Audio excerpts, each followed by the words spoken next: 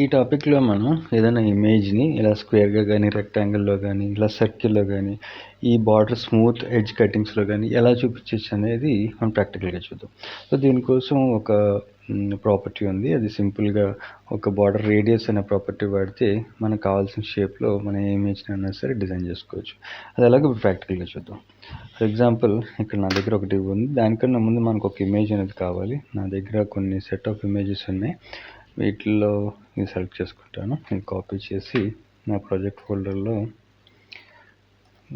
Folder వచ్చేసి projects images, ఇందులో వెళ్ళి ఇక్కడ పేస్ట్ చేశాను. ఓకే, దీని పేరు మెన్ అని పెడతాను.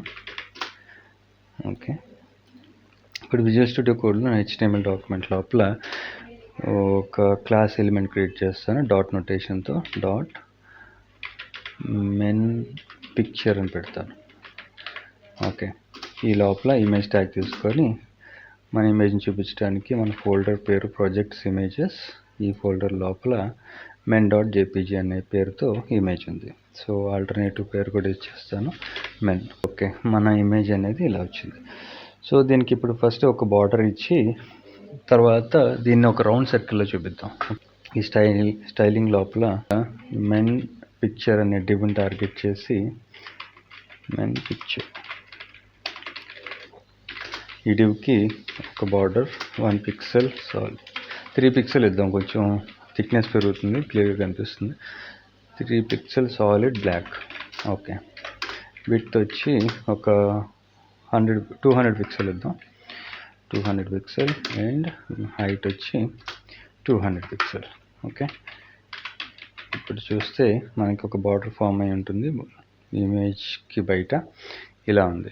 సో ఈ ఇమేజ్ని మనం ఫుల్ ఈ బాక్స్ మొత్తం కవర్ అయ్యేలా చూపించాలంటే ఒక సింపుల్ ప్రాపర్టీ, ఏమీ లేదు, జస్ట్ మనం ఇమేజ్ని టార్గెట్ చేయాలంటే ఇమేజ్ అనేది ఈ మెన్ పిక్చర్ అనే డివ్ లోపల ఉంది కాబట్టి ఈ పేరెంట్ ఎలిమెంట్ తీసుకొని డిసెండెంట్ ఎలిమెంట్ పద్ధతిలో రాసి ఇలా ఇప్పుడు ఏం చేయాలంటే జస్ట్ విత్ 100% అని రాస్తే చాలు, వెరీ సింపుల్. ఇప్పుడు ఈ ఇమేజ్ బాక్స్ మొత్తాన్ని ఆక్యుపై చేసుకుంటుంది. రిఫ్రెష్ చేస్తే చూడండి, ఇమేజ్ మొత్తం ఇలా బాక్స్ మొత్తంలో ఫిట్ అయిపోయింది. ఓకే, సో ఇప్పుడు దీన్నే మనకి సర్కిల్లా కావాలనుకోండి, ఎలా చేయొచ్చు చూద్దాం. సో ఇదే డివ్ని మళ్ళీ కాపీ చేసి పేస్ట్ చేసి ఇంకొక కొత్త డివ్ ఫామ్ చేస్తాను. దీనికి ఈ మెన్ పిక్చర్ అని తీసేసి బాక్స్ 1 అని పేరు పెట్టాను అనుకోండి ఫర్ ఎగ్జాంపుల్.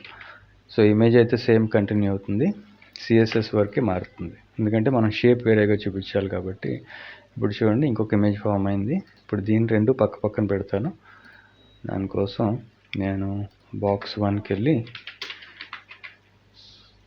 బాక్స్ 1 టార్గెట్ చేసి ఏం చేస్తానంటే ఈ సేమ్ స్టైలింగ్ తీసుకొని కాపీ చేసి ఇక్కడ పేస్ట్ చేస్తాను, ఎందుకంటే ఒక సేమ్ స్టైలింగ్ కాబట్టి మళ్ళీ రాయటం ఎందుకు అని.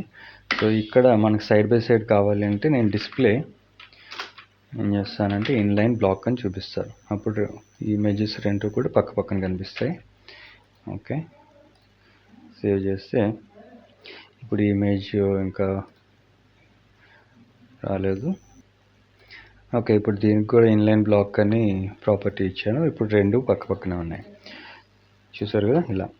సో ఇప్పుడు నేను దీనికి కూడా బాక్స్ లోపల కరెక్ట్గా ఫిట్ అయ్యేలాగా ఉండాలి అంటే మనకి ఈ ఇమేజ్ కూడా బాక్స్ లోపల ఇవ్వాలంటే విత్ 100% ఇస్తే సరిపోతుంది. సో దానికోసం నేను box 1 space image with 100% same అలాగే చేశాను. ఇప్పుడు ఇది కూడా స్క్వేర్లో ఉండి రెండు పక్క పక్కన ఉండి స్క్వేర్లో ఉండి. ఇప్పుడు దీన్ని రౌండ్ చేద్దాం. రౌండ్ చేయడానికి సింపుల్ ఒక ప్రాపర్టీ ఉంది, అది ఏమీ లేదు, బార్డర్ రేడియస్. ఈ బార్డర్ రేడియస్ని 50% ఇస్తే ఎలాంటి డివ్ అన్నా సరే బార్డర్ రేడియస్ 50% ఇస్తే సర్కిల్ కింద మారిపోతుంది. ఓకే, సో ఇది సేవ్ చేసి అవుట్పుట్కి వెళ్ళి రిజల్ట్ చూస్తే ఈ సర్కిల్ అనేది ఫామ్ అయ్యి ఇమేజ్కి వెనకాతలు ఉంది, కానీ ఇమేజ్ మాత్రం స్క్వేర్లోనే ఉంది. ఇంకా ఎందుకు అంటే మనం ఇమేజ్ కూడా ఈ బార్డర్ రేడియస్ అనేది అప్లై చేయాలి. సో బార్డర్ రేడియస్ 50% ఇలా ఇచ్చి సేవ్ చేస్తే ఇప్పుడు చూడండి, ఇది కరెక్ట్గా సర్కిల్లోకి ఫిట్ అయిపోతుంది ఇలా. ఓకే. సో ఈ విధంగా మనం సర్కిల్ అనేది ఫామ్ చేయొచ్చు. ఇలాగా స్క్వేర్ అనేది ఏ ఇమేజ్ కన్నా ఫామ్ చేయొచ్చు. ఇప్పుడు బార్డర్కి కొంచెం ఇలాగా కటింగ్ ఎడ్జెస్ ఇద్దాం, స్మూత్గా ఉండేలాగా. ఈ ఎడ్జెస్ చూసారా, కొంచెం కర్వీ బార్డర్స్ ఉన్నాయి బార్డర్ ఎడ్జ్లో. ఈ టైప్ ఆఫ్ స్టైలింగ్ ఇద్దాం. సో దానికోసం నేను ఏం చేస్తానంటే మళ్ళీ ఇంకొక డివ్ కాపీ పేస్ట్ చేసి ఇక్కడ దీనికి బాక్స్ 2 అని ఇచ్చాను. సో ఇప్పుడు ఇంకొక ఇమేజ్ రిపీట్ అయింది.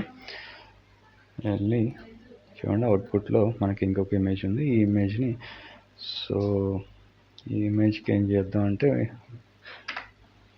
స్టైలింగ్ సేమ్ కాపీ పేస్ట్ చేసి, సేమ్ స్టైలింగ్ కాబట్టి పెద్ద డిఫరెన్స్ ఏం లేదు. ఓన్లీ కావాల్సిన చేంజ్ వల్ల మనకి ఇక్కడ బాక్స్ 2 అని మార్చాలి, ఇక్కడ కూడా బాక్స్ 2 అని మార్చి విత్ 100% బార్డర్ రేడియస్ తగ్గించుకోవాలి. ఇక్కడ మనం చేయాల్సింది ఈ బార్డర్ రేడియస్ రెండింటికి తీసేసి చూపిస్తాను మీకు. ఇది స్క్వేర్గా కనిపిస్తుంది, చూసారా, స్క్వేర్గా ఉంది. ఇప్పుడు దీనికి నేను ఏం చేస్తానంటే బార్డర్ ఎడ్జెస్లో దీనికి బార్డర్ రేడియస్ ఇస్తాను. బార్డర్ రేడియస్ ఎప్పుడైతే ఇస్తామో ఆ ఎడ్జెస్ని కట్ చేస్తుంది అనమాట. మనకి ఎంత పిక్సెల్లో కట్ అవ్వాలి అనుకుంటే అంత. ఒకవేళ నేను 10 పిక్సెల్ ఇచ్చాను అనుకోండి, ఇక్కడ చూడండి, దీనికే కాదు ఇమేజ్కి కూడా ఇవ్వాలి, లేకపోతే కనిపించదు. కాబట్టి బార్డర్ రేడియస్ 10 పిక్సెల్ ఇచ్చాను. 10 పిక్సెల్ ఇస్తే కొంచెం స్లైట్గా కట్ చేస్తుంది. ఓకే, ఈ ఎడ్జెస్ అనేది చూడండి, ఎడ్జెస్ అనేది కట్ అయ్యి కొంచెం స్లైట్గా కట్ అయ్యింది. ఇంకా కొంచెం ఎక్కువగా కట్ అవ్వాలి అంటే మనం ఇక్కడ మన వాల్యూని పెంచుకోవచ్చు. ఫర్ ఎగ్జాంపుల్ ఒక 20 పిక్సెల్ ఇస్తే ఇది చూడండి, ఎడ్జ్ కటింగ్ అనేది ఇంకా పెరిగింది. ఇమేజ్కి పెరిగింది కానీ బార్డర్కి పెరగలేదు. చూసారా, ఎందుకు అంటే మనం ఈ బార్డర్ రేడియస్ ఈ క్లాస్ ఎలిమెంట్కి ఇవ్వలేదు. ఓకే, అంటే పేరెంట్ ఎలిమెంట్కి ఇవ్వలేదు. సో దీనికి కూడా నేను 20% ఇచ్చాను. ఓకే, ఇలా ఇచ్చి సేవ్ చేస్తే చూడండి, ఇలాగా ప్రతిదానికి ప్రతి సైడ్ కూడా ఎడ్జెస్ అనేవి మనకి కట్ అయ్యి ఈ టైప్ ఆఫ్ స్టైలింగ్ అప్లై అయ్యింది. ఓకే, సో ఈ విధంగా బార్డర్ రేడియస్ అనే ఒక ప్రాపర్టీతో మనం కావాల్సిన షేప్స్ని మనం డిజైన్ చేసి చూపించుకోవచ్చు. ఇది ఓన్లీ ఇమేజెస్ మాత్రమే కాదు, ఏ కంటెంట్ కన్నా సరే ఇలాంటి షేప్స్ అనేది చేసి మనం డిస్ప్లే చేసుకోవచ్చు. ఓకే.